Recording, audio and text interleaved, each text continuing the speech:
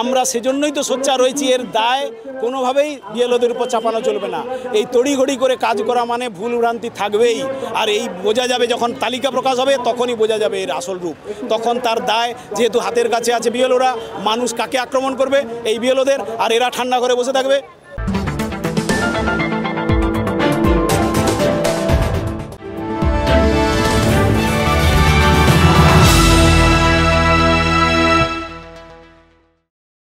বিএলওর বাড়তি দায়িত্বে শিক্ষকদের উপর তৈরি হয়েছে অমানবিক চাপ। কম সময়সীমা, দিনরাতের কাজ, ভুল হলে জবাবদিহি, কিছু ক্ষেত্রে সাসপেনশনও। ব্যক্তিগত জীবন প্রায় নেই বললেই চলে। এই চাপে অনেকেই অসুস্থ, মৃত্যুর ঘটনাও ঘটেছে। প্রতিবাদে আজ শিক্ষকরা নির্বাচন কমিশনের দফতরের সামনে আন্দোলনরত।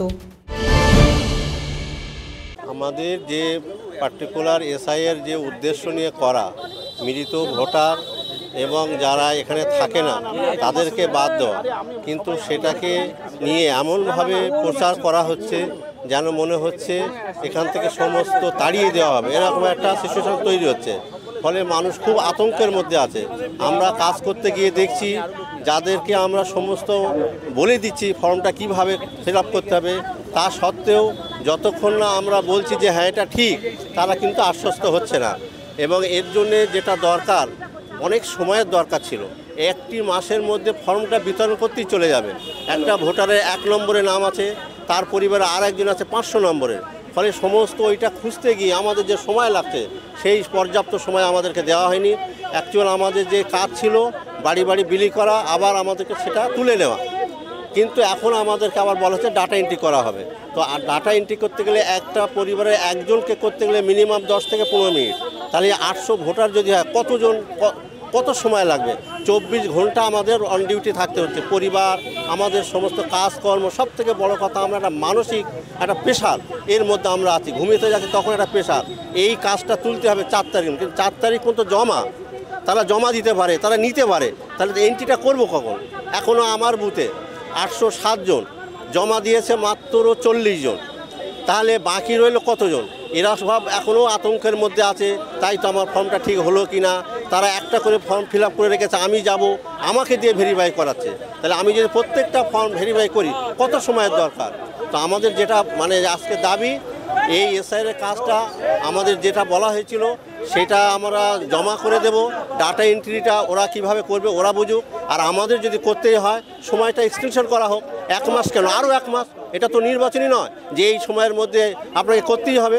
1টা মাস আরও সময় দেওয়াই যায়, তাহলে মানুষ সুস্থভাবে তারাও থাকতে পারে, আমরাও সুস্থভাবে কাজটা করতে পারি। এই আমাদের মূলত দাবি। আর সমস্ত কাজটাই অব্যবস্থার মধ্যে হচ্ছে। আমাদের যে ম্যাপিং করতে হবে, এর পার্টিকুলার কি ট্রেনিং, আমরা অনেকেই মোবাইল চালাতে জানি না।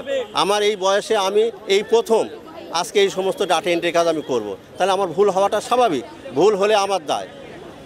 আবার গ্রামের মানুষ তারাও আমার পরিচিত, তারাও আমাকে ধরবে যে কেন তোমার জন্য এটা কাজটা হয়েছে। অতএব আমাদের যেটা পর্যাপ্ত সময়ের দরকার, আরও এক্সটেনশন করা হোক সময়টা, অন্য বা আমাদের দিয়ে বাদ দিয়ে অন্য কাউকে দিয়ে ডাটা এন্ট্রি করা হোক, এটাই আমাদের মূলত দাবি। এসআইআর ফর্মের উপর বিএলওদের মোবাইল নাম্বার দিয়ে দেওয়ার প্রভাব পড়ছে তাদের নিজেদের ব্যক্তিগত জীবনের উপর। তারই প্রমাণ উঠে এলো তাদের কণ্ঠে। পার্সোনাল লাইফ বলে তো কিছু নেই, ওই যে মোবাইল নাম্বার পাবলিক করে দিয়েছে, ফলে 24 ঘন্টা ফোন আসছে। নিজেদের ফ্যামিলি বলে কিছু নেই, রাত দিন কাজ। এই রকম অবস্থাতে আর কোনো পার্সোনাল কিছু থাকার মতো জায়গা নেই। যেটা নির্বাচন কমিশন তাদের অফিসাররা তাদের নিজেদের মোবাইল নাম্বার কোথাও পাবলিক দিয়েছে, তারা কিন্তু পাবলিক করেনি। এদের কোনো বিএলওদের কোনো পারমিশন না নিয়ে সেটাকে পাবলিক করে দেওয়া হয়েছে, এবং তাদেরকে ডাটা এন্ট্রি অপারেটরের কাজে লাগানো হচ্ছে, যেটা তাদের ট্রেনিং নেই, তারা এই ব্যাপারে অভ্যস্ত নয়। তাদেরকে জোর করে চাপানো হচ্ছে। ডাটা এন্ট্রির জন্য তো আলাদাভাবে নিয়োগ করতে হয়, সেটাই তো নিয়ম রয়েছে, বিহারের ক্ষেত্রে আমরা দেখেছি। কিন্তু এখানে জোর করে রাজ্য সরকার নাকি ডাটা এন্ট্রি অপারেটর দিচ্ছে না বলে এই কাঁদুনি গাইছে নির্বাচন কমিশন। তাহলে সেটা তাদের কাছে বুঝে নেবে, তার দায় চাপিয়ে দেবে বিএলওদের উপর। এটা হতে পারে না। এবং শিক্ষার অধিকারের কথা বলছি, শিক্ষকদেরকেই সবকে তুলে নেওয়া হয়েছে স্কুলগুলো থেকে। তাহলে শিক্ষার অধিকার রক্ষিত হবে কোথায়, কিভাবে? তাহলে একদিকে বলছি শিক্ষার অধিকার, একদিকে বলছি আজকে নভেম্বর ডিসেম্বরে পরীক্ষা চলছে, বিভিন্নভাবে তাদের খাতা দেখা, তার রেজাল্ট তৈরি, সমস্ত কিছু প্রক্রিয়া এই সময় চলে। সেটা স্কুল চলবে না এদিকে চলবে, তাদের অন ডিউটির স্পষ্ট নির্দেশিকাও পর্যন্ত আজকে নেই। তাহলে এই যদি অবস্থা হয়, তাহলে কি করে যে কাজ 3 মাসে হওয়ার কথা তাকে 15 দিনে চাপ দিচ্ছে। এই রকম জোর করার ফলে কিছু ভুলভ্রান্তি হবে, এই ভুলভ্রান্তির দায় কার ঘাড়ে পড়বে? বিএলওদের উপর, তারপরে তাদের ঘাড় মটকানো হবে। তাহলে এই জিনিস চলতে পারে না, তার জন্যই আমরা প্রতিবাদে সামিল হচ্ছি। কিছু ক্ষেত্রে দেখা যাচ্ছে রাজনৈতিক প্রভাবও পড়ছে বিএলওদের উপর।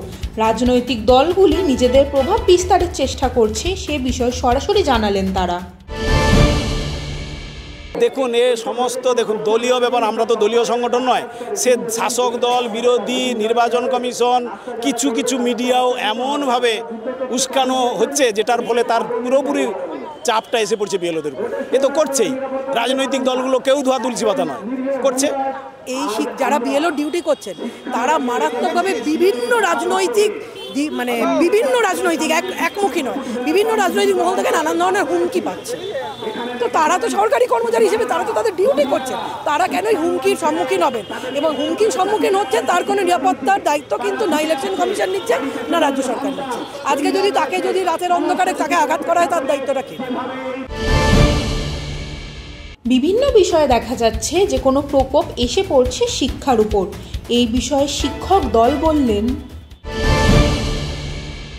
শিক্ষাকে কোনোভাবেই এরা কেউ গুরুত্ব দিতে চায় না। শিক্ষাটা কেড়ে নিলে ভাব দেখায় বাইরে শিক্ষার কথা, কিন্তু আসল শিক্ষা কেউ চায় না। সরকারি শিক্ষা ব্যবস্থার জন্য মুখ তুবড়ে ফেলে দেওয়া হয়েছে এবং এর মধ্য দিয়ে এই সরকারি শিক্ষা ব্যবস্থা তুলে দিয়ে তারা বেসরকারির দিকে যাচ্ছে, এটা আমরা পরিষ্কার। শিক্ষক হিসাবে আমাদের এই অভিজ্ঞতা হয়ে গেছে।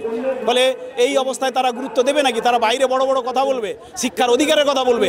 আপনি এটাই বলুন না, শিক্ষার অধিকার তো, শিশু শিক্ষার অধিকার তো আমরা বলিনি, এটা তো অ্যাক্টে রয়েছে, রাইট টু এডুকেশন অ্যাক্ট।